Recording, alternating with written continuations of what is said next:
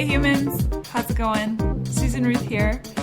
This is Hey Human Podcast with, you guessed it, Susan Ruth. So today's episode, super cool. I sat down with Brock Hayhoe, and Brock is so cool.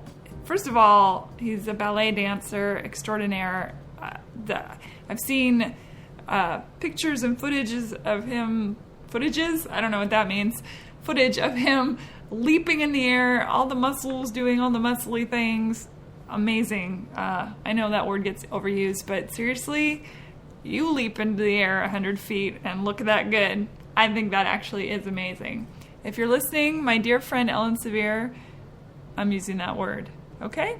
Okay. Anyway, so Brock, I met Brock recently for the first time. However, I had seen Brock performing at a club here in Nashville. Only Brock at the time was Brooklyn Heights. Yes, Brock is a phenomenal drag queen, and she was so good. Oh my gosh, incorporating all the ballet and the dance into her act. She's extraordinary, really. One of the best drag queens I've ever seen in my life, and I've seen a lot. Brooke hails from Toronto. Brock, as Brooklyn Heights, won Miss Continental 2014, which is a humongous deal. He has, now I'm getting confused. I'm not really confused.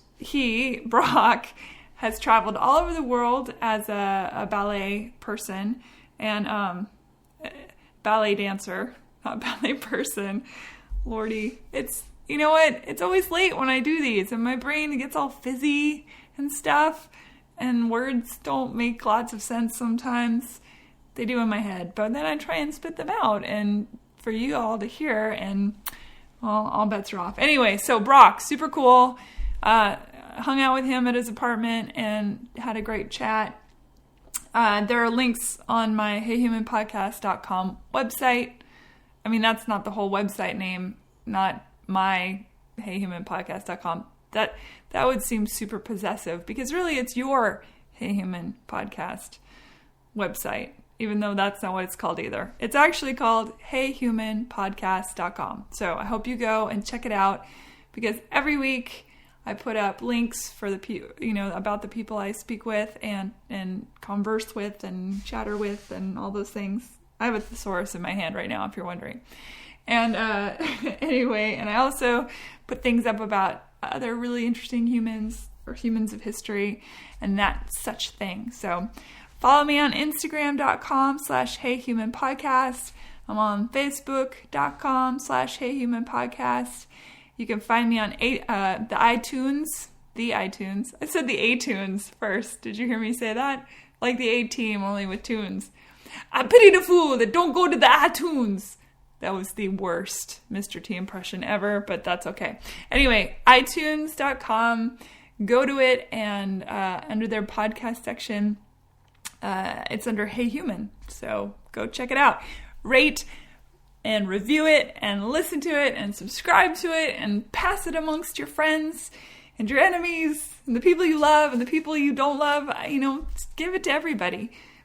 Subscribe for your dog, and when you leave the house, hit play, and then your dog can listen to me talk. Email me at susan@heyhumanpodcast.com with your dog's name, and I will mention your dog so that he feels like I'm talking to him or her.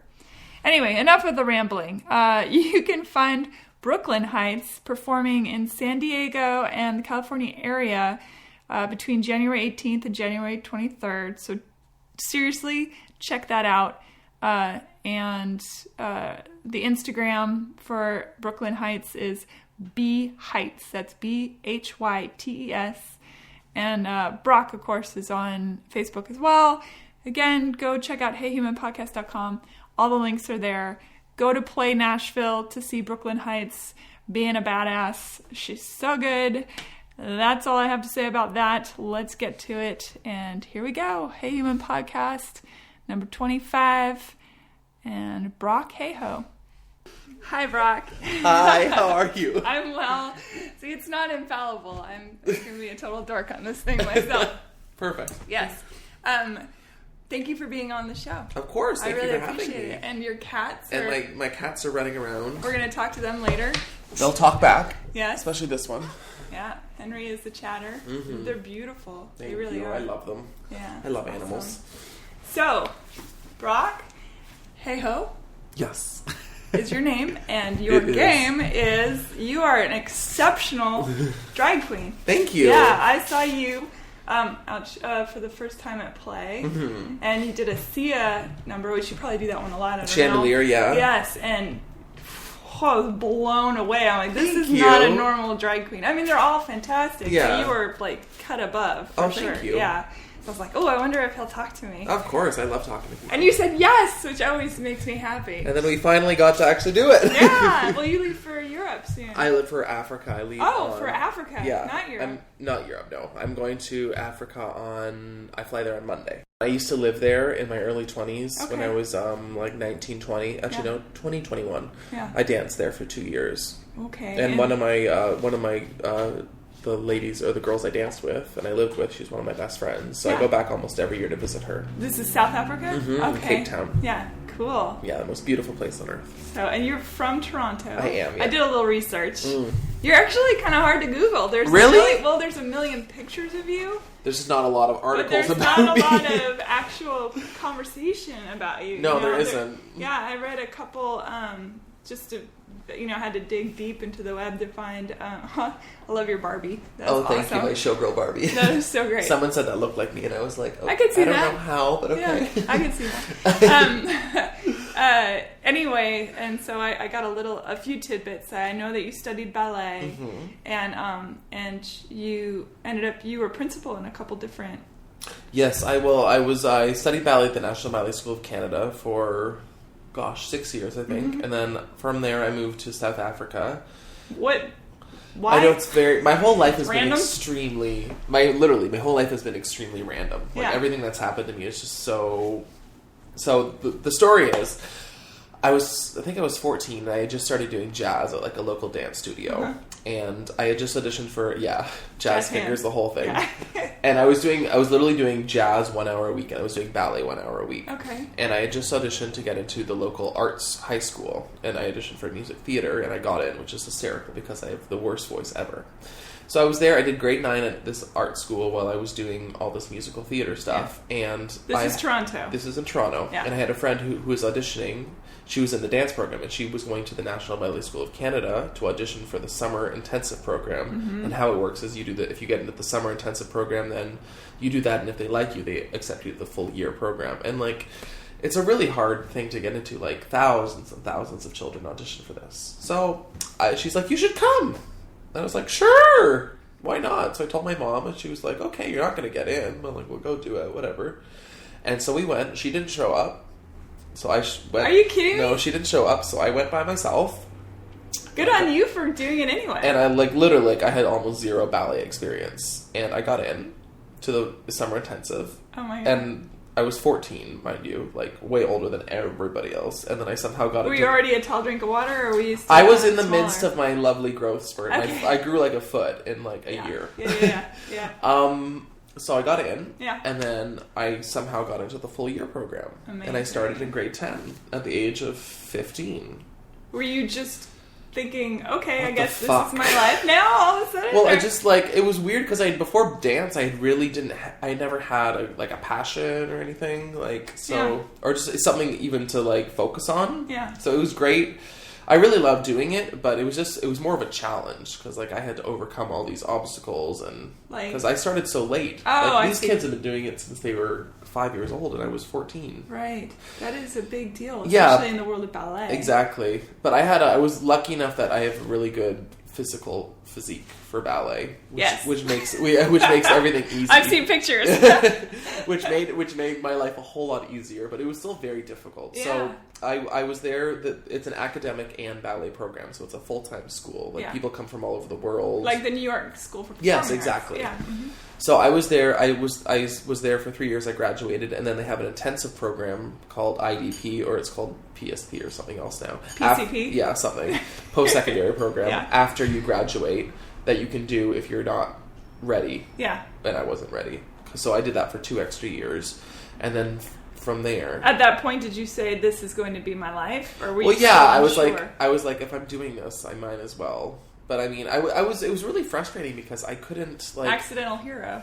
Yeah, like, I felt like I was constantly just playing catch up to everybody, and I don't know, and I was never, and to top it all off, I was never really interested in, like, the male rep of being a ballet dancer. Like, I always wanted to, like, be the woman, be the gorgeous ballerina. Yeah. And that was always kind of in the back of my mind. And then during those 2 years of intensive training, I did audition for companies, and I never got in anywhere. So that was also kind of like a blow to your self-confidence. Sure. And then my last year of IDP, a Dutch choreographer named Rudy van Dansink. What a great name. Great name, right? He's actually the founder of the Dutch National Ballet, which is one of the best companies in the world. Wow. And an amazing choreographer. He came over to the school to set one of his most famous ballets. It's called Four Last Songs. Okay. It's by Richard Strauss. It's opera, and it's these 4 opera arias, and it's the most beautiful ballet in the entire world. And it's 4 couples, and it's spring, summer, fall, and winter. And like it's Vivaldi. it's their interactions with death. Oh wow! So it's a very dark piece, but beautifully done. And he cast me to play Death. And I was also That was your first big role, then? That was my first big role. Every year, the National Ballet School of Canada does a spring showcase. And it's like the big thing of the year. Because all the kids get cast, and the casting goes up. It's all very dramatic. People cry because they didn't get what they wanted. Some people are in it. And I was never really in it because I was never good enough. And then all of a sudden, bam, I was like the lead. Wow. And it was crazy. So I got to do second song, which was one of the pas de deux, the partnering parts, and then I was also Deaf. And that really changed everything for me, because Rudy was the first person on, like, an international scale, someone who actually knew what they were doing, to come in and say, you're good, I like you. So, being that the whole time you were, again, sort of an accidental participant, and you just kept going with all these opportunities, were you freaked out big time, or were you just like, I can do this? With that, I could do it, because it wasn't... I think what freaked me out more so was really classical ballet, like the white tights and the prints and the... Because that's the nutcracker stuff? Yeah, because that's so cut and dry, and I've just felt so exposed. But with this, it was more neoclassical, so it was more contemporary, still classical steps, but it was presented in a more, like... Modern you had more movements. Freedom, and it was more dramatic, which I always love doing the dramatic roles. Like, anything dramatic, I was there. So would that be more like a fluid body movement as opposed to the rigidity of... You know, you see a lot of ballet, and they're almost like they're pirouetting on a music box. You know what I mean? Yeah, I mean, like, you are still, like... It was very much classical ballet technique, but there was just more fluidity in the arms and the movements, and there was just more drama to it, and you just didn't have to be, like, smiling and, like, presenting the girl. Like, I got to throw people around and, like, hover over them, like the Angel of Death, who was lovely. So cool. Yeah, and I love dramatic shit like that, so I was all about it. Is this a YouTubeable thing? I don't think it is on YouTube, but you can YouTube the music. It was it was just amazing. It was the most amazing experience. I don't know where that poster went. There was a poster. My mom sent me a poster of me as Deaf. Ooh. Yeah, and I want to say it's in here, but I don't. That'd be a good one to put over the bed for, for dating. Right. Well, that's me, by the way. I think I got ruined in transit or something. Yeah. But, yeah, that role really changed everything for me. It gave me confidence, and I can't thank Rudy enough for what he did for me for that. But anyway, that's not the end of the story. So that was my final year of the school. I also did not get a job after that year. So you're now about 18-ish? I'm 17? 19? I want to say 19, 20. 19, 20, okay. I still don't have a job. Very frustrated. So I decide I'm going to go to Hamburg, because they also have a great ballet school in Hamburg. As in Germany? Yeah. Mm-hmm. I'm like, Never heard of it. Yeah. I'm going to go to Hamburg for the year. Yeah. So that's what I decide. And everyone's like, that's a great idea. So I go to Hamburg. It's sort of a random... Is that not random? Welcome to my life. Okay. It is. It made sense at the time because the ballet school in Canada has a very close relationship with the ballet school in Germany, mm-hmm. so it was kind of an easy. Mm-hmm. So they just made a phone call and they said, "Yeah, you can go." So I went to Hamburg and I was there for I think like a week and a half, and they called me into the office and I got a phone call from Mavis Staines, who's the artistic director of the National Ballet School of Canada, which I had just left. So I call her and she goes, "Hello, dear. I just got a phone call from Rudy. He's in South Africa. And he's doing the 4 last songs, and he doesn't like any of the dancers there, and he wants you to come down and do the part of Deaf." Okay. Random, right? Like South Africa, at this point, like, South Africa, I didn't even realize it existed. I didn't even know that was a place. Yeah. I think Africa, and I didn't know there was a South Africa. Right. So I was like, okay. So I got in contact with Rudy and the people in South Africa, and I said, I really wanted a job at this point. I was like, fuck school, I'm done with this. I should have probably stayed in school a little bit longer, but I didn't. So I said, I'm only going to come if they give me a year contract. They give me a work visa and give me a year contract. I'm not just coming for 2 months to do this and then... That's very sensible. Yeah. Yeah. So I said, this is what I'm going to do. So they said yes. So exactly 3 days later, I was on a plane to South Africa with all of my belongings.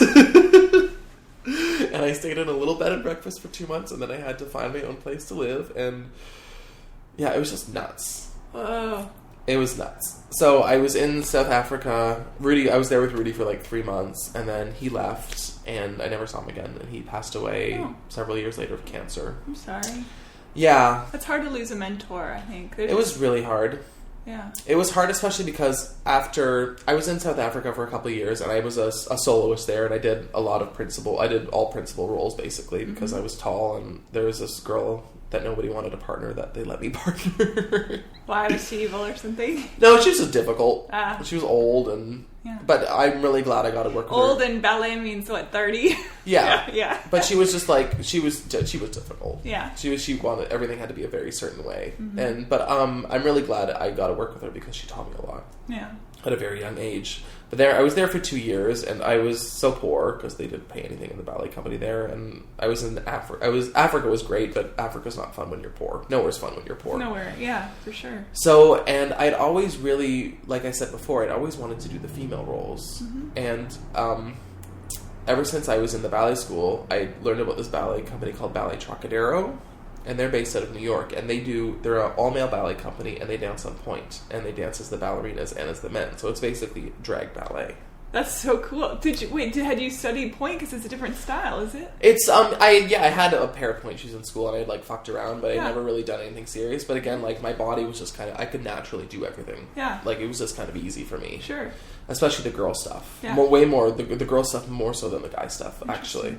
So You're probably a ballerina in a past life. I probably was. Yeah. So, I discovered this company, and I had actually gone to New York and taken class with them before I had gone to Africa and all that stuff. And the director really liked me, and he said, I would love to offer you a job, but unfortunately getting an American work visa is very difficult. So what I would like for you to do is I would like you to go away, get a job somewhere else, get some experience, build up your resume, save all Within the U.S.? Just anywhere. Or just anywhere? Just, save all your programs, anything with your name in it, newspaper clippings, all that stuff, and then come back to me. So you can set a precedent. Exactly. Yeah, that makes sense. So I was like, okay, I can do that. So I went to South Africa for 2 years. I did all that stuff, did interviews, did everything I could. Were you working at the same time? Yeah, I was with the ballet company. No, I'm sorry. Since you said it didn't pay a lot. No, you were strictly dancing. I was just dancing. Yes, yeah. Okay. I was dancing like 5 days a week. Is it like Black Swan where all the dancers live together and stuff? Or? No, I lived with 2 of the dancers. Okay. Yeah, but we all kind of hung out together and were poor together. Yeah. And there was like a couple dancers who had like rich husbands, so they would like throw parties and we'd all go over and be like, take home doggy bags. Yeah, basically. Yeah. It was very sad. Hey, it's art. The dancer life, right? Yeah. So I kept in contact with him. After 2 years, I had enough stuff. I sent it in. I got my work visa to the States, and I moved to New York and joined Ballet Trocadero. And I danced with them for 4 years, and we toured. I was basically traveling all over the world for 4 years doing ballet. Did you try and tend toward the female parts then? Well, yeah, like you had to. Oh, okay. Like it wasn't like everyone did the female parts. Okay. And the male parts. Like so I partnered a lot. I did a good mix. Yeah. I partnered a lot of people because I was really tall and I was a really good partner. Yeah. So I could lift all the boys over my head and all that stuff. So I was the partner a lot, and then I was always the tall, pretty soloist girl, which was all I ever wanted to be, so I was quite happy. So great. But after 4 years, I was exhausted, and my body hurt, and the rep doesn't really change with that company. Like, the ballets we do, they've been doing the same ballets for years and years and years, and they're great, but if you have to dance them every night... Sure. It wasn't as fun as I thought it was going to be by the end. Yeah. And I really love doing drag...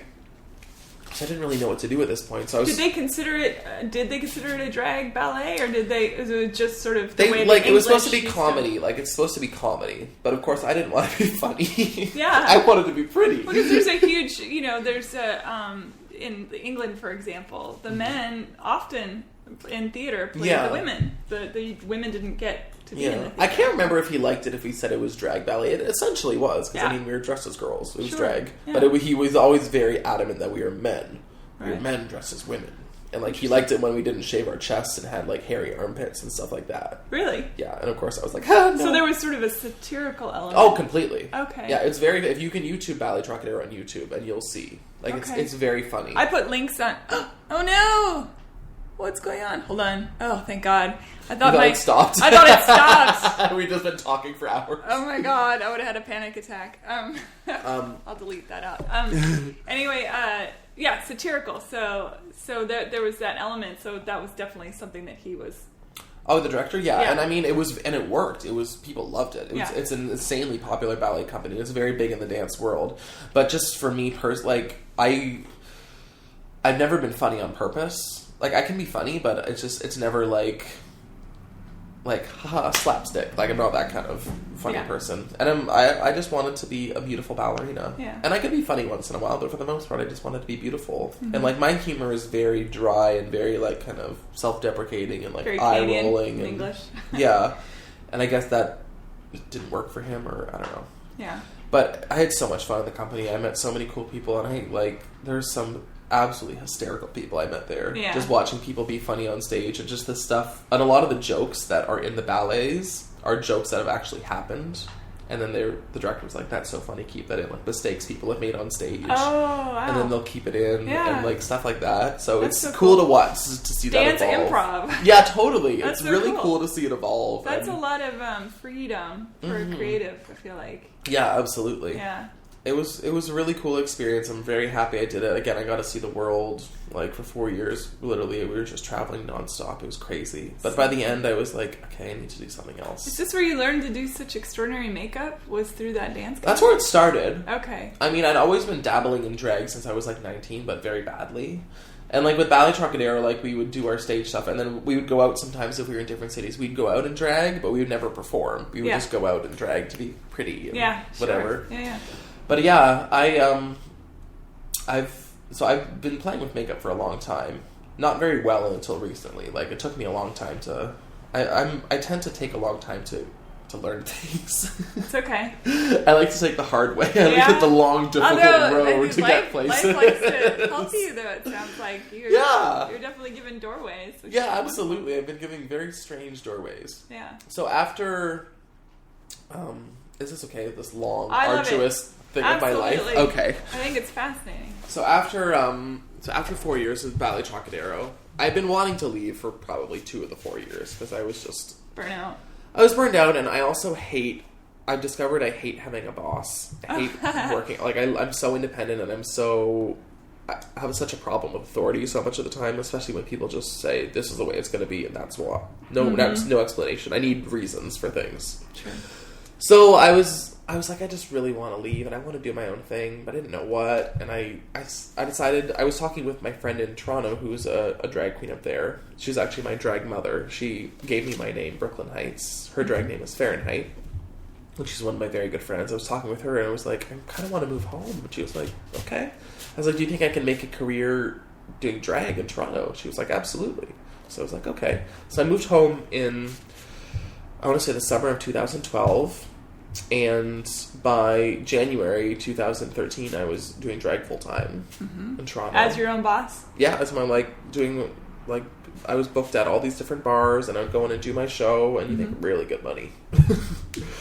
So I started doing that, and then I wanted to get into the pageant, and I won a bunch of local drag pageants in Toronto. So that's what got me booked so quickly, because I came in and did my point thing, and people loved it, and yada yada yada. Yeah, I gotta say that's really. It's so cool to Thank you. see. Because, you don't see that very often. No, yeah. You don't see a drag queen that is the abilities that you have. You just... Yeah, no, it doesn't happen. It's astounding on several levels. It looks really neat, but it's also to see those muscles at work, the beauty of the line of the body, and that sort of juxtaposition of masculine, feminine. Because your brain knows, oh, this is a man, but... it's just, I love it the whole way across. It's so cool. Yeah, it's fun. So then I decided I wanted to start doing pageants, like in the U.S. and drag pageants in the U.S. and the drag pageants in the U.S. are far more serious than drag pageants in Canada. They're just bigger and people take it more seriously. Like nobody in Canada. There's like bar contests, which there are in the U.S. too, but that's all there is in Canada. There's just like. Yeah. A bar contest here, a bar contest there. You win a couple $100. In the U.S., it's like big time. We're going to spend $10,000 on all this stuff, and it's a lot bigger. So, and they have like national pageants. So I decided to do this one national pageant called Entertainer of the Year, in Louisville, Kentucky. Ironically, yeah, random. So I not think of that as the drag capital or anything. There's a lot of drag actually in the South. The South is quite big for drag. Yeah, I guess so. So I went to Dolly Parton is famous. Exactly, she's a drag queen. Yeah, absolutely. So I went down and I did a prelim. You have to do for these national pageants. You have to go win a preliminary. So that's like winning. If you're going to do Miss America, that's like winning Miss Ohio. Okay. So I had to go. I went down to Louisville and I won a prelim down there. And then a couple months later, it was nationals, and I went down to nationals, and I got first runner-up, which was a huge deal for us because no one knew who I was. Right, I was for brand first new. Time out the gate. Yeah.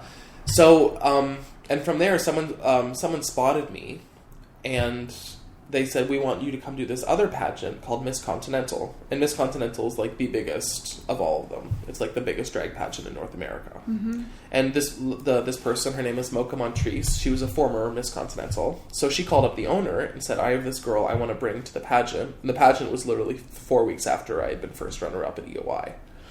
And she's like, can I just get her appointed? Which means I didn't have to do a prelim. They were just going to appoint me to a prelim that wasn't able to have a prelim that year. So... basically, they just said, you can come. Yeah. And they're like, yeah, sure. So, I was like, okay, like, what, just whatever. So, I showed up. Hilarious.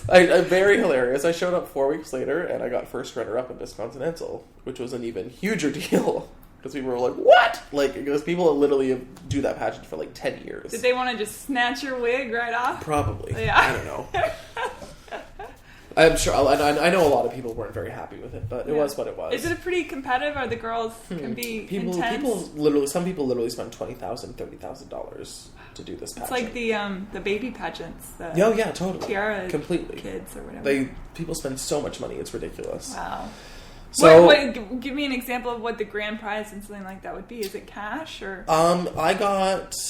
I think $6,000. Nice. $7,000, which is nice, but doesn't come close to what I spent. Sure. I spent probably double that. Yeah.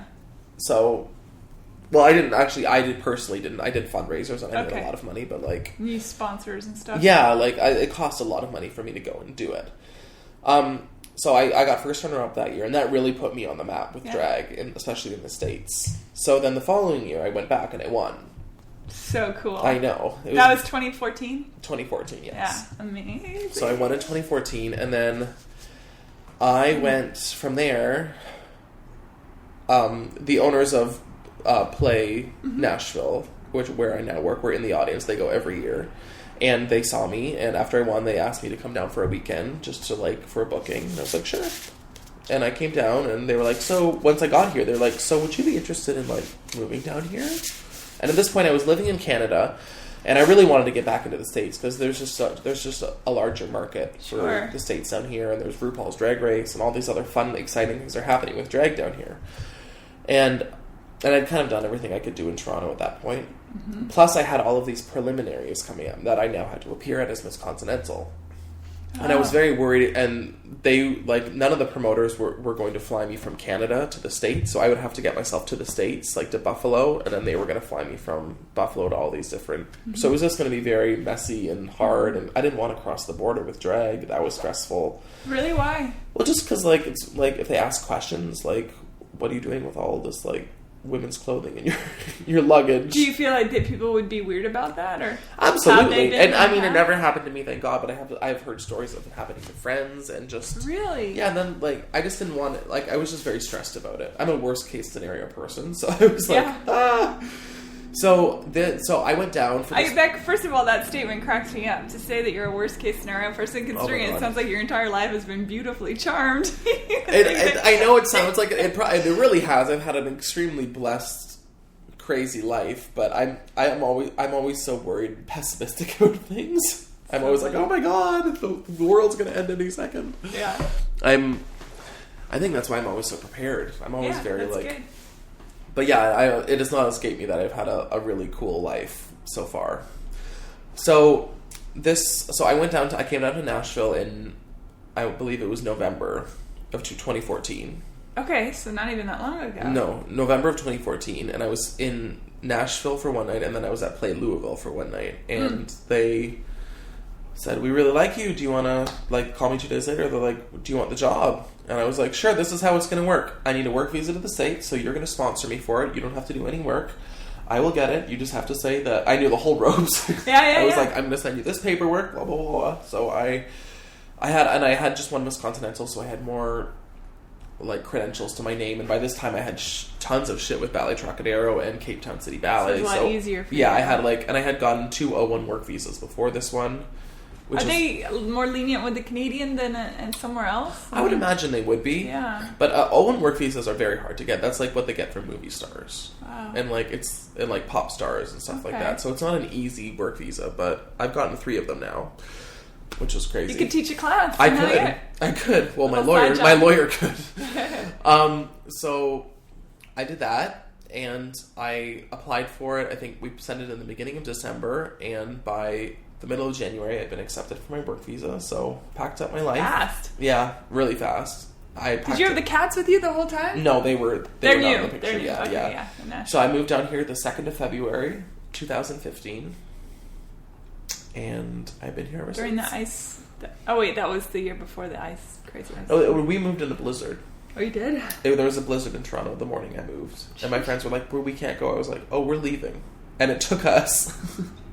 It usually takes about an hour and a half to get to Buffalo from Toronto, and it took us 6 hours. Oh, man. My friends hated me so much. Oh, it's like driving through a snow globe. Basically. Like, ah! It was horrible. That. Yeah, that is horrible. So, yeah, and then I got down here, and I think 6 months later, in August, I started applying for my green card. Because I with my work visa, I was only allowed to work for Play Nashville. And I was like, well, I don't want to just work for this one place. I want to be able to travel around and book other places. So I applied for my green card. I didn't think I was going to get it. I was very stressed I was going to get it because green cards are hard to get. And I was applying as a drag queen.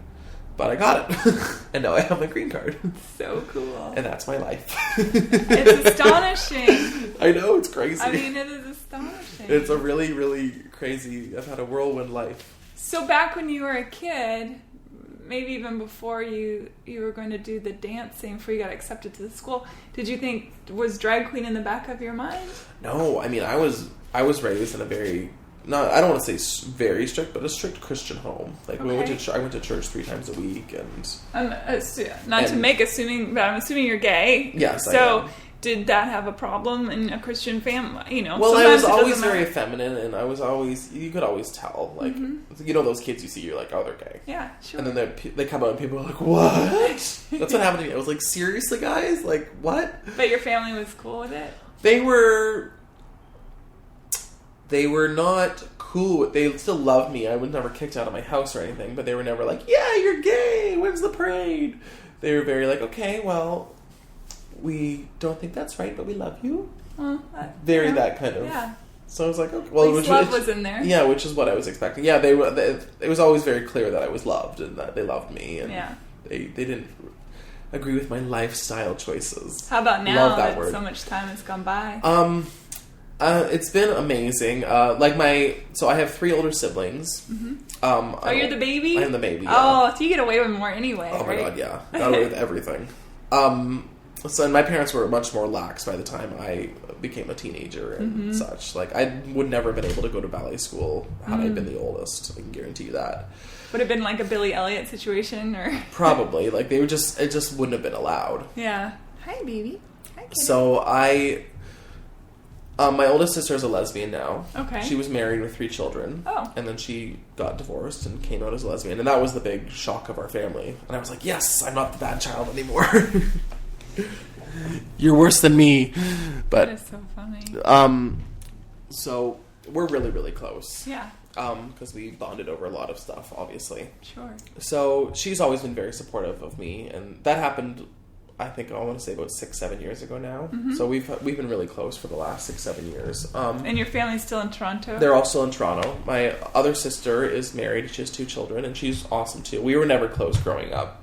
Is there a big difference in age? No, me and her were right next to each other, and we always clashed. Oh, all right. Because I don't know. Too much alike or too different? I don't know. Maybe too much alike. I just think she felt I got all the attention, and I thought she got all the attention, and we would just prod each other. We were just those siblings that just prodded each other and got on each other's nerves. And she got married and had kids, and we don't see each other a lot, but she's just relaxed a lot more, and I've relaxed, and we both grown up, and we're cool now. Timeless. And then my brother is next to my oldest sister, and he's cool too. We just have nothing in common. Sure. We're just like, hey, how are you? Cool, good, all right, see you next year. Yeah. That kind of a lot of family stuff. He's awesome. He builds houses, and he's so talented, and he's an amazing carpenter. Oh, cool. Yeah, we just another creative. Yeah, we're all very creative in our own ways, I would say. Yeah. My entire family, I'm the only like dancer. Or your parents have moves? No. No. No. They sure do not. And it was actually really cool that you should... Like, my mom... It was weird. My mom always loved the fact that I did ballet. She loved it. And even when I was in the... ballet company, with the drag ballet company, they came and saw it, and they thought it was hysterical, and they loved it. But as soon as I started doing drag, not in a ballet company, they got very weird about it. Oh. Because I think it was like funny. It was haha comedy when it was the ballet company. When it was a satirical... But when it was like serious, they were like... Oh. How did they come around? Well, my dad's just awkward. We don't really talk about it. Yeah. He's whatever. He's just kind of floating there in the corner. Stoic. Yeah, sure, whatever. Yeah. He's my dad. Yeah. But my mom I've always been closer to my mom anyway. Mm-hmm. But it was always just kind of awkward because she would ask about it, but you could tell it was always very like, so how's drag? How are the show? Like, everything was just very like, and she would never she never wanted to come and see a show, and I never wanted her to too, because I was like, this is going to be so awkward. She's going to be so awkward and uncomfortable, and I would just know that she would be there being uncomfortable, and that would make me uncomfortable, and I didn't want that for her, and I just had accepted the fact that this was probably the way it was going to be. Yeah. And then 2 weeks ago, I have a show here, actually every Thursday night, at Susie Wong's. House of Yum. Susie Wong's House of Yum. It's a dinner and drag show, 6:30 to 9:30. I need to come to that. You do. You should. And my friend Steven had told me that his mom was coming down from Toronto to help him move, and he was going to bring her to the show. Mm-hmm. So he's making this big deal about it, and la la la. And I was like, cool, sure, whatever. So I walk out for my first number, and there is my mom and my sister. Aww. Who drove in 13 hours down to come and see me. Amazing. And my sister's girlfriend. That's so wonderful. I know. I was just like, there's a video on my Facebook of it. I was just like, I didn't know what to do. I was like, in shock. Did it affect your performance, you think? A little bit, yeah, because I was literally in shock. I was just kind of like trying to perform, and I just kept going, that's my mom! Everyone was laughing and cheering. It was really cute. But she, yeah, it was amazing. Her and my father in the process of separating after a long time. Yeah, which I think is great. But I won't get in. That's private. I won't get into that anymore. But it's really kind of it's opened her up, and she's becoming kind of a new person, and she's just becoming a lot more accepting and just interested. And like, it was so weird to see her there, because she was there and she tipped me and she was laughing and I did one of her favorite songs that she was singing along and clapping her hands. That. It was just weird. It's still weird. It's what wonderful. A beautiful moment. Yeah, it was really wonderful. And it was just surreal. And the whole, like, she was there for a couple days and we just hung out, and I just never seen her so happy and relaxed, and just she was just happy and just like cool. That's fantastic. It was awesome. Then she sent me a lovely card afterwards and said it was so nice to meet Brooklyn and she's amazing. And it was just really, really sweet. Oh, I love that. Yeah, so it's a moment I didn't ever think was going to happen, really. So it was really cool. That is a beautiful blessing. Yeah, it was. So I feel the last couple of weeks I just felt very. You must be blessed. flying high, and then I just feel blessed. I just feel very lucky. Yeah, yeah, wonderful. And you've worked really, really hard too. Yeah, I have worked opportunity really hard. Meets preparation is absolutely certainly your tagline. Yeah, I'm one of those people that I think it's the dancer in me. I just never. I think it's never enough though. You know, yeah, like, I think that's the creative in you. Yeah, that's a common creative curse. It is. It sucks because you literally finish like the moment like I was crowned Miss Continental. I was like, okay, cool. What's next? I won. Okay, now what? Yeah. And then I was like, okay, I have to get my work visa, and I got my work visa. I was like, now what? Yeah. I have to get my green card. Got my green card. Now what? So what is so you mentioned RuPaul's Drag Race, which is awesome. Are you going to be on? I auditioned for it last year. I did not get on. Okay. I'm auditioning again this year, so okay. we'll see what happens. Okay. And I'm going to do another pageant this year called Miss Gay America. Okay. So I'm going to do that, and it's another big... Have it's you like done Miss that one Continental. before? No, it's okay. my first time doing it. Okay. I actually just booked my flight for my prelim right before you walked through the door. Yeah. Okay. So what is your next, aside from those two things? I'm sure being on Drag Race would be incredible. Yeah. I mean... What is your next big goal? What is my next big goal? What I've always wanted is just to travel the world doing drag. I think that's... I love traveling. I love going to new places and doing new things. So I would love to do that. Yeah. I would really love to do that. I'd love to be in like a proper show at like a theater with seats and like a rehearsed out, planned out stage show. Can you do that at the Franklin Theater here? I'm sure we could. Yeah. I don't know. I don't know. Even if it's a one-woman show or something, I just have to... It hasn't all come into my head yet. Yeah. But it's in the back of my mind. I would love to do a one-woman show. I'd love to be in a music video. I'd love to be dancing in it, like, as a drag queen in a music video. That'd be cool. I'm surprised you haven't done that. I know. I want to... I don't know. I just think that'd be really cool for, like, a major pop star or something like that. That's on my list of things to do. Yeah. There's just so many little things. I love drag. I love doing what I do. And I make Henry be nice. Is he biting you? Or he's got me by the... There we go. I had to get my hand back. Yeah, I want to keep... And the cool thing about drag is, like, I'm constantly, like, learning new things and trying new looks and trying new makeup ideas. Yeah, your Instagram is super cool. Thank you. It's, I take so many selfies. I feel... B Heights. Yeah, okay. So, BHYTES. Yeah, BHYTES. Yeah. I almost have 10,000 followers. I know, it's so cool. I actually feel stupid how excited I am. The makeup, when you do the transformation. Yeah, I love that because I'm shit for makeup. I'm so bad at it. And when I put it on, I feel like I look ironically like a drag queen, but not in a good way. Yeah, you know, it's like how people say that. Oh, it's hard. It's taken me years, and I'm still kind of figuring things out. Yeah. And I work like one of the girls I work with, Vanity. She's one of the drag queens that play in her makeup. She literally gets ready right beside me. Her makeup is gorgeous. Yeah. Like, I'm a very impatient person, so I'm not good at sitting there and being like every little meticulous. Line. And she just sits there, and her makeup is like, it looks like a picture. Like, it's just everything. How does that not pour off of you when you're dancing like that? Because you work it pretty hard up there. Yeah, it's like most of the makeup is made to not run off your face. Thank God. Yeah. But we also like use setting sprays like I spray my face with hairspray and what? Oh yeah, that's a really good one. If you really don't want your makeup to move. Yeah, it's not a good career choice for bad skin. Yeah, people. Seriously. No. I have to take very good care of my skin with all the stuff I put on it. How in the world do you get that off at the end of the night? I use Wig Sheen. Pardon? Yeah, it's for wigs, and it's like an oil spray basically to like make them shiny. And I spray my face with that because I glue my eyebrows down with something called Prozaid, and it's a medical grade adhesive.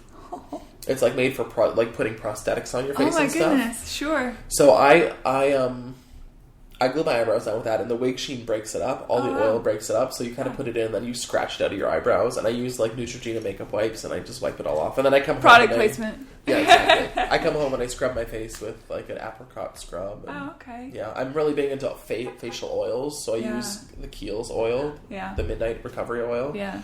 I use that every night, and I really don't use moisturizers anymore. I just use oils in the daytime and at night. Have you ever thought about teaching a makeup course to us poor women who are terrible at makeup? The thing is, I've done other people's makeup, and it just, like, I don't like doing other people's makeup.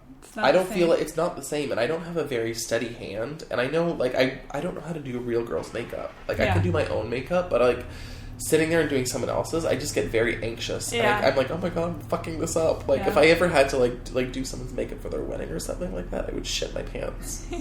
So how does it work for you personally, just to vacillating between Brooke and Brock? Do you identify more as one than the other? I noticed the pronouns being used are mostly she and her, so, but, you know, you present as a guy, so is it just more fluid? Is it have... Well, I think that's part of my appeal, is that I'm such a guy, like I can kind of be both. Yeah. I get away from the mic, Henry. Sorry, my cat. That's okay. He's a curious cat. He's a very curious cat. There was a period in my life where I just like wasn't sure. Like I wasn't doing drag so much, and I was like, I kind of started thinking like, am I transgender? Like, am I a girl really? Because I'd always been very interested in. It's kind of confusing because I'd always been very interested in drag and female stuff, and I love wigs and dresses and pretty things, but I started thinking about it. I was like, I'm not like I love drag, but just as much as I love drag, I love taking drag off. Like I don't want to, and I have no desire to live every day as a woman, and I like being a guy. Yeah. And that people always laugh at me because they see me backstage, and I'm like in my costume and my hair, and I'm just slumped in a chair with my legs spread apart. Like I'm a total dude. They laugh. They're like, you are a dude.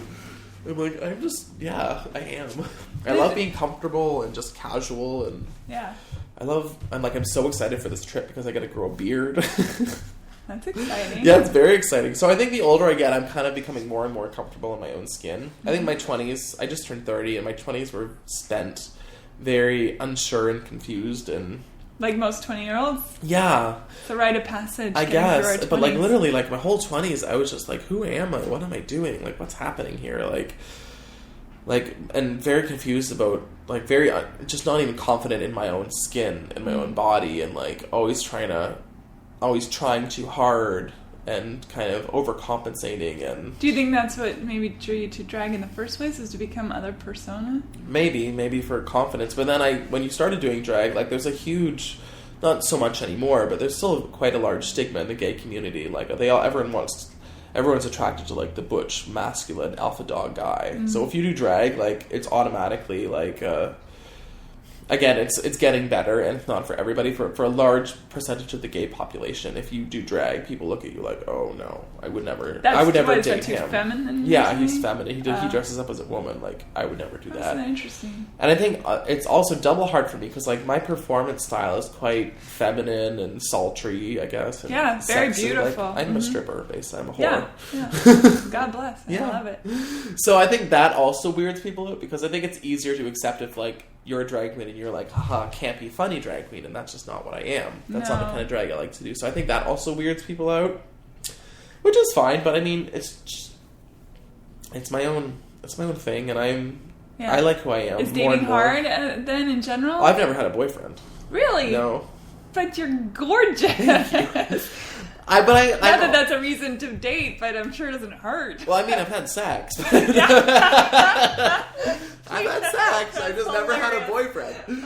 But I've like, if you look at my life, I've been good. My parents instill a good sense of shame and fear in me of sex. So I've never been a real good whore. That's hilarious. I've had slutty moments, but nothing like too bad, which I'm actually quite happy about. Do you think the reason why you've never had a boyfriend is because of the drag persona, or do you think it's just your time hasn't come? You know? I think my time hasn't come. Like, I'm a late bloomer. Like I said, things just come to me later. I figure things out later than other people. Yeah. So I think I will. I'm sure I will have a boyfriend. It just hasn't been yet. I don't doubt that you will. Yeah. And that's fine. Yeah. And honestly, I'm a very independent person, and my whole 20s... Which is hard. It's hard to date when you're independent. I know it is for me. I'm very independent, and people get made uncomfortable by that for some reason. And like I'm very like, okay, it was nice to see you. No. Yeah. Like Bye-bye. I love, especially in my line of work, it's so nice to come home and have nobody here. Because like you go to the bar and hey, social, how are you? And then oh my you come god, home let's take and pictures. It's oasis. Like, and it's quiet. Yeah. And I've always loved. The older I get, the more I love kind of my solitude. I love being around people, and I love That's my a creative friends. too, though. Mm-hmm. I think that's very creative. Yeah, I love sensibility. that juxtaposition with my work life. Yeah. And also my whole 20s of, like, if you look at my 20s, I've been here, there. Like, I've never been anywhere very long. You don't root. I don't root. You're a gypsy. I am a gypsy, completely. That's wonderful. So I've never been in the same place long enough. And I've never had the desire to, like, compromise my life for someone else's. Yeah. Like, I never wanted to be, like, to give up my career or anything so I could stay in one place and be with somebody. If that ain't a dude, I don't know what is. Right? I've never met anybody who's made me want to do that. Yeah. And I'm sure I will one day. The right person would not ask you to do that either. Exactly. So they may be a mythical unicorn, but they're out there somewhere. I just did a gay cruise.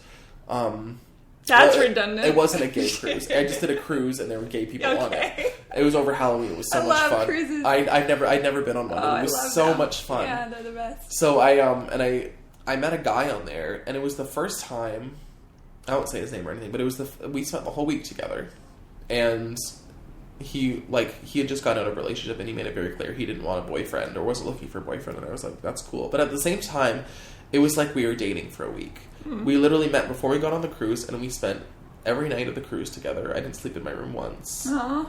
And it was so cool because it was the very first time in my adult life that I felt so comfortable, and I didn't feel like I had to, like, usually when I like a guy, like, that's that whole, I like them more than they like me, and then I don't know how to be a normal person, so I become crazy, and you over-text, and you stalk, and you just get weird. I get weird. Yeah. And I know that.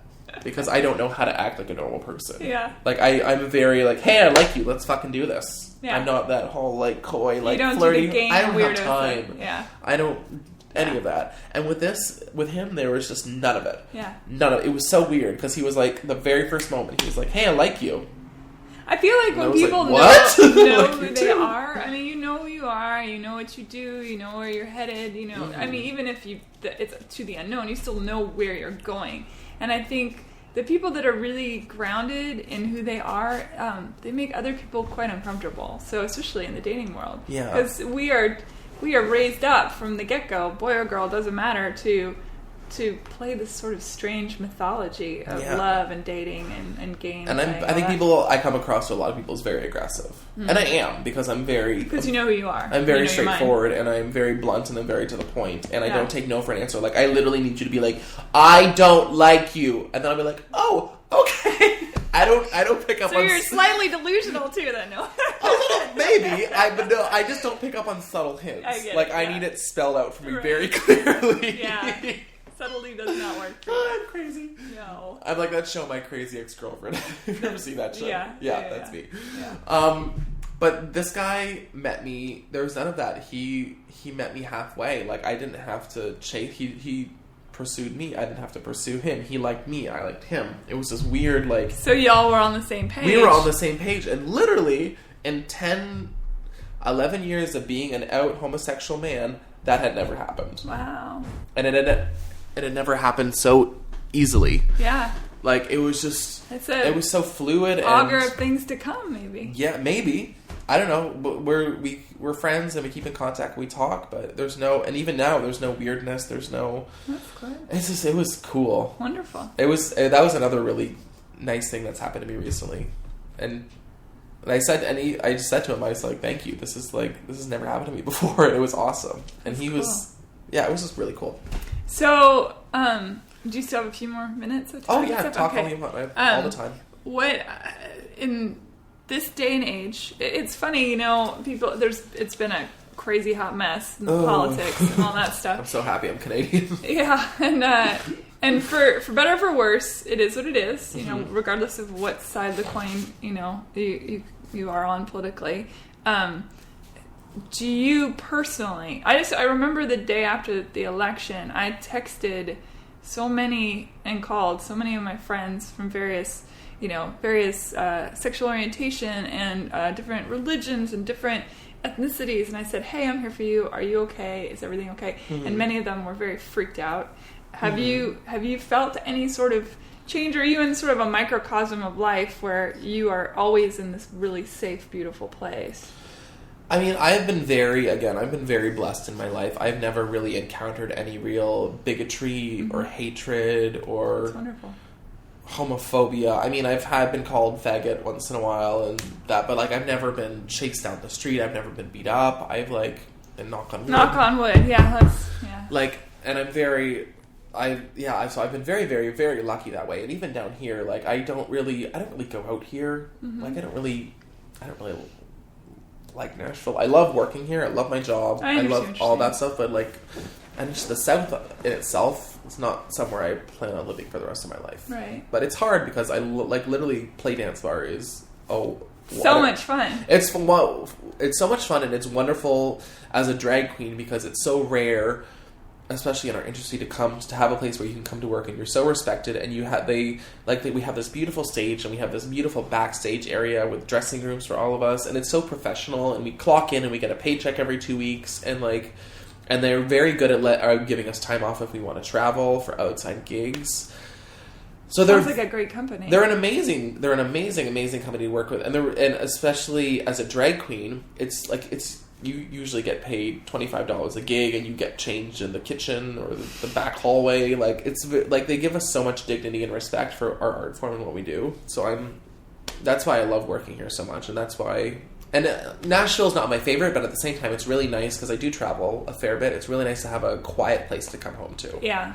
So I do like it in that way. And it's a good place as far as airplanes are concerned. Oh yeah, it's very central. Yeah, it's getting everywhere. It's pretty cheap. Yeah.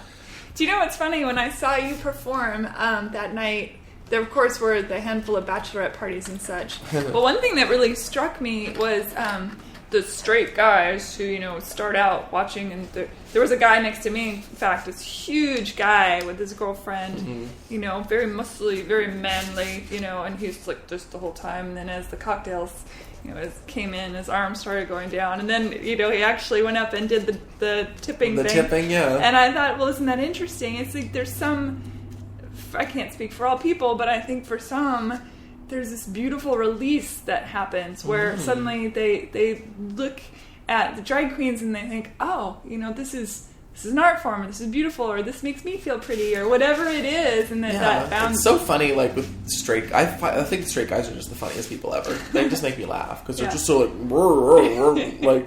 calm down.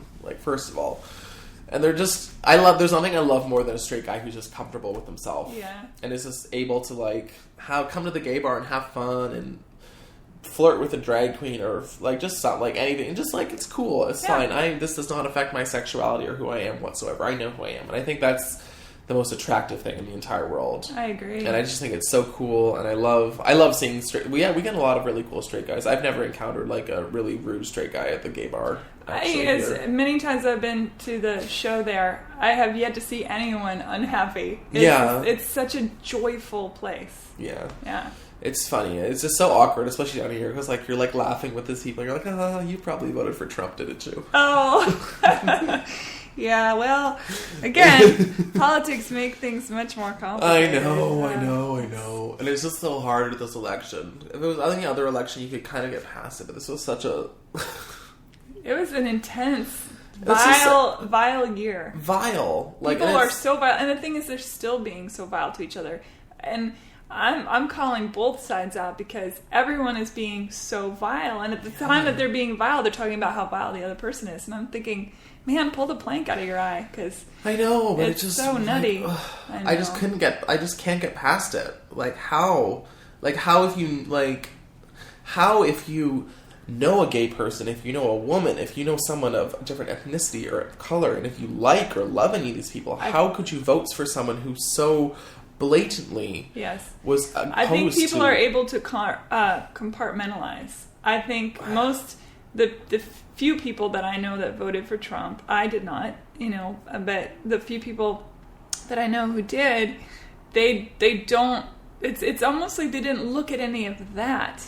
They compartmentalized to that weird, I consider it weird, I'm sure they don't consider it weird, rhetoric of what greatness is and how it's a broken system, which is true, it is a broken system. Yeah. But fixing it with the same old crap isn't going to fix it. It's a lot more broken now. Well, yeah. And so it's a really, I read, Bill Moyers is, he wrote a great essay that I just read, I'll shoot it over to you, about it all. And the whole time I was thinking, if I'm going to look at the reasoning for all of this, considering what my belief system is, and how I think the idea of Christ consciousness and, what Jesus would do and all that stuff, I'm not religious. Yeah. But, I feel like it's so, the representation of that voice is so against everything that we as humanity is trying to strive for. Yeah. Right?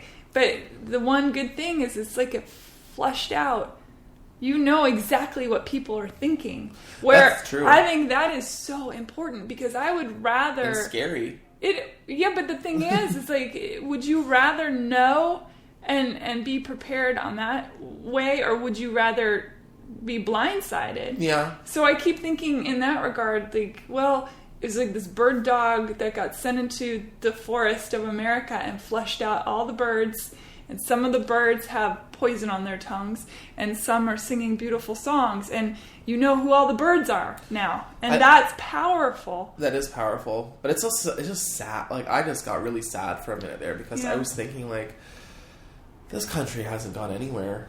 But it has. But if you look at all how racist and hateful, like all this hate. But remember, too, we're not very old. This country is so young, and its people are so young, and it's maybe it takes centuries to get there. Who knows? It must. It's just.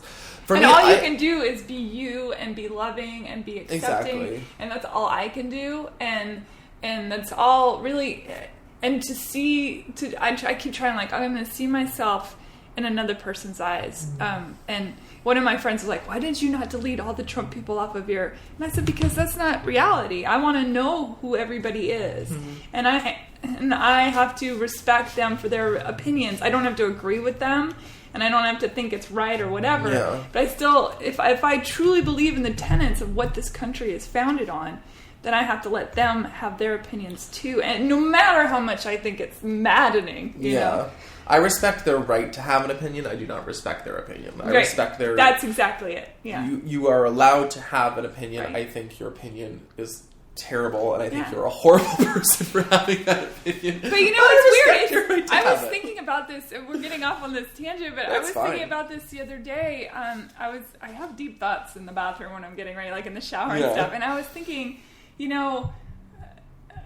first of all, there's this a quote-unquote friend of mine on Facebook, as much as people on Facebook you don't really know can be. Yeah. And this person is very angry and is constantly, for the opposite side of my views, constantly posting all this stuff. And to me, that's part of the problem, And I was thinking, wow, this person and I grew up, and had our lives, and yet we see the world so differently. And what if I had grown up in that family? Would I be like that person, or would I still find my voice that I have now? And then it got me thinking about, all right, let's pick a terrorist, some, crazy-ass person that's like, I'm going to blow up these people because I'm doing it for my skewed version of my religion. Yeah. And then I think, but if I were that person, would I be thinking those same thoughts? Well, yes. So I have to see myself.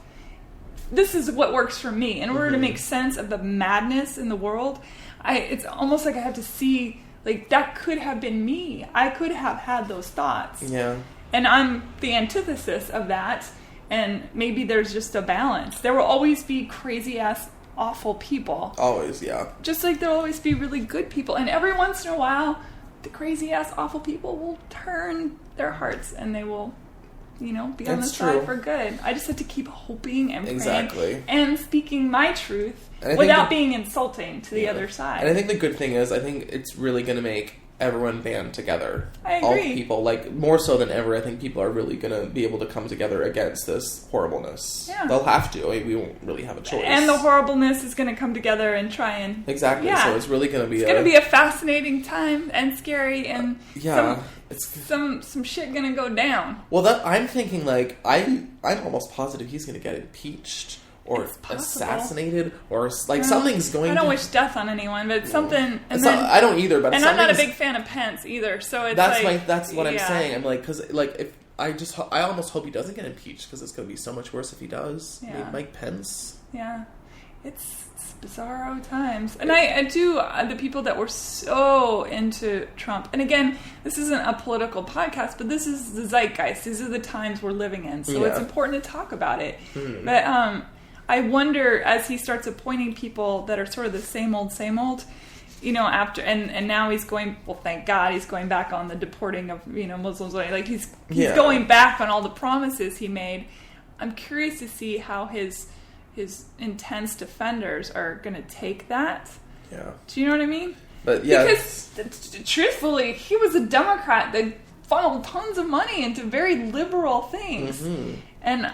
Again, it's like, wouldn't that just be the ultimate final act where he's like, surprise! I'm nothing like you guys thought. That would be awesome. So, I don't know. It's going to be interesting. It just, like, and I was hopeful, like, after his speech when he won and all that stuff. But then just watching, like, the people he's appointed to his cabinet. Like, I know. The woman he's making Secretary of State outed her gay brother to her parents and then refused to see him before he died of AIDS. Like... I have to keep and see it stuff like that. I know. Let's stop talking about politics because we're just going to get angry. No. But see, that's the thing. Like, it's. I keep thinking, like, okay, well, yeah. I was listening to a Buddhist lecture on my. I listen to a lot of podcasts, and so I was listening to this Buddhist lecture, and I am not a Buddhist. I don't identify as Buddhist, but I find a lot of the tenets very soothing, and the idea of nothing is perfect and everything is perfect. I have to keep reminding myself that there is a plan. Every door it's like everything happens for a reason. Yes, and so I can't see it right now. And trust me, the morning after, never in my lifetime have I ever contacted friends and loved ones after an election to ask if people were okay. Even if I wasn't behind, I didn't vote for W either. Yeah. But I certainly didn't reach out to people saying, are you feeling safe? Are you scared? Can I walk you to your car when you need, He was endorsed by the KKK. Oh, honey, I know. The cake, like, guys, the cake. I know, but again, it's compartmentalizing. But how? Because I know, but, like, that's what boggles my mind. How can you compartmentalize that? I know, but you're coming to it from your paradigm, just like I'm coming to it from mine. So it makes zero sense to us. Yeah. But to people that have already put the boxes and away, it makes total sense. Totally. That bit is even inconsequential, which I find fascinating. And when you said things just haven't changed that much, I said the exact same. I went to go see Congressman John Lewis speak here in Nashville. It was so moving and wonderful. And we were in line. I was thrilled. There was 2,000 people there. It was wonderful. Awesome. And there was a African-American couple behind me. And we were all chatting as we were moving through the line. And I said, it's such a great turnout. And this makes me really happy. I was starting to feel like nothing's changed. And the other woman next to me, also white, said, yeah, it seems like not much has really changed. And everybody... And I kind of looked to the African American couple, and they I could see them pondering it, and I was like, I wonder what don't they think that we're kind of in the same mire? And then one of the first things Congressman Lewis said was, if you don't think things have changed, just ask any person of color whether or not it's changed. And I was like, well, holy shit. There you go. Yeah. Because 1960 America versus now, yes, the poison is still on people's lips. Mm-hmm. But look how far. Yeah. Look at Milk. Look at how far he brought gay rights. You know, I was like, there are people out there that are screaming at the top of their lungs, and things do change. And I have to. It will break my heart if I don't believe that. Yeah. It really will. You have to, absolutely. And I believe eventually things will get better, but what a twist we've taken. we're taking the side road together. I know, it's all good. And it's not like Hillary was the savior of the universe. No, of course I think she was pretty shady herself. Yeah, whenever you're talking, I was just saying, when you're talking politics, this country hasn't been for the people, by the people in so very long. Yeah. That's the other comical side of it, if you want to see comedy in it, in the tragedy, is that everyone that's screaming on either side, you have to kind of go, really? It's a shit show. Oh, totally. It's a shit show. But I would take her shit show over his shit show. She would have protected a lot more things. So let's just, But you never know. Trump could end up being a wonderful president. You never know. And I wish that for him. Absolutely. I wish him nothing. I hope nothing but the best for him, and I hope for all of us. Like, he's going to be dragged for 4 years by the media, no matter what. Yeah. But I just he I wouldn't want to be president, would you? What a horrible job. You know what? I just feel sorry for Melania. She said, "Okay, I'm going to come over here. I'm going to marry this rich man. I'm going to have this nice life." And all of a sudden, she's the fucking first lady. She's like, "Fuck, are you kidding me?" I have to laugh because when you look at their faces when the numbers were coming in, they looked pretty freaked out. They didn't look like a family that was stoked. They looked like, "Oh crap!" She never thought this was going to happen in a million years. She's like, "I'm going to marry this rich man and get out of Slovenia and live my life and live. I'm going to have nice things." And now I'm the first lady. Yeah. I think it's all going to be okay, and look, you get to be a light in the world as you travel around, and every time you perform or have a conversation, that's spreading love, and it's spreading light, and that's all we can do. Yeah, we need it more than ever. Absolutely. So we just got to keep trying to be positive, which is not my strongest suit, but I'm going to try. You can do it! I can do it! All right, so let everybody know when you perform at Place so they can come see you. Okay. And if you're going to be doing some traveling, where they can see you, where you're going to be in South Africa. I perform at Play every Wednesday, 11 o'clock. We have a show at 11 o'clock and a show at 12:30. I'm at Susie Wong's every Thursday from 6:30 to 9:30 for dinner and drag. I'm at Play every Friday. We have shows at 9 o'clock. 11 o'clock and 1 o'clock, and every Saturday, 9 o'clock, 11 o'clock, and 1 o'clock. I also do occasional brunches at Susie Wong's every Saturday and Sunday. I'm there about 2-3 times a month, so just check their Facebook page. They always advertise very well the week before.